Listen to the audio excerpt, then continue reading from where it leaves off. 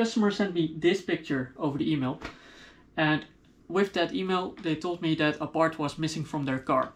Basically what was missing was this trim piece. The car only got the right side, but the left side is missing. So there's no real way of ordering a new part online, as they are not being produced anymore and they are not sold anywhere. So all I have to work with is a picture and this physical part. So I scanned this one, I mirrored it on the computer, and I 3D printed it to make the mirrored copy of it, making this set of twins complete. So this is actually a pretty common request I get. People are finding out that 3D scanning and 3D printing can solve a problem that would otherwise mean endless dealer search or just living life with a car that is missing a trim part. So today I'm walking you through the full flow, scanning the existing piece, cleaning it up, mirroring it, and printing the replacement on one of my Bambu machines. If you've got a Creality Raptor or you are thinking of buying a 3D scanner, this should give you a realistic idea of what the process actually looks like, including the annoying parts. So, the first step is getting the part scanned. I'm using the Creality Raptor for this.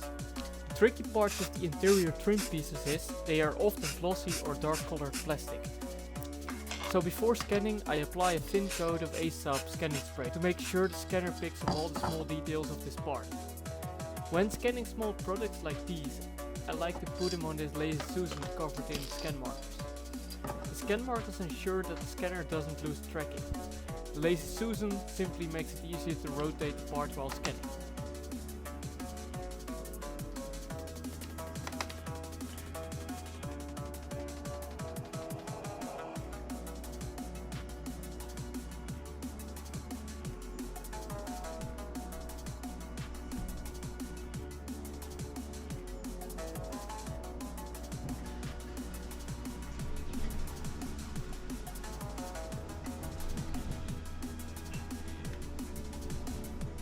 Usually, I split the scan up into 2 or 3 separate scans that cover the entire part from all sides. Once I've gotten all the scan data, I can combine these individual scans. CrScan, the software I use for scanning, is actually pretty good in this. Here's the raw scan straight out of the Raptor. It's rough. You can see noise here and some gaps here and there. This is completely normal and expected at this stage of 3D scanning. The scan came out pretty good. There's only a slight bit of post-processing required.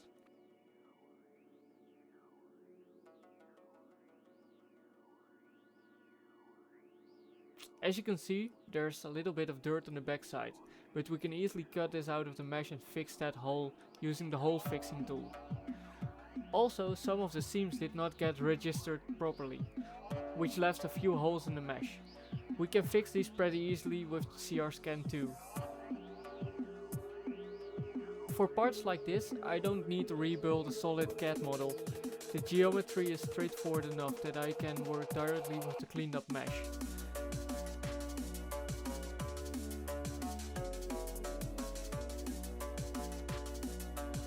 Scanners can introduce small-scale errors which we need to fix. Once these small errors are fixed, it's one step left and that's basically mirroring it, since the missing piece is the right one and we only got the left one. That's really it for this part, no rebuilds needed.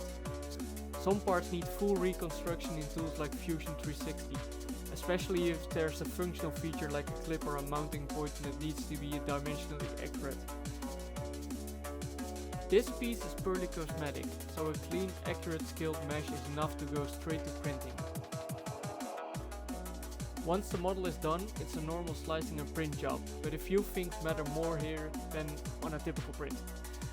Because this is a visible cosmetic piece, surface finish matters a lot more than something functional. So I'm paying a lot more attention to the print orientation, the layer height and the seam placement on this part. Material wise, I'm going with ASA for this part, simply because of the UV resistance. It has a higher melting temperature, which is awesome when the car is parked somewhere in a sunny place.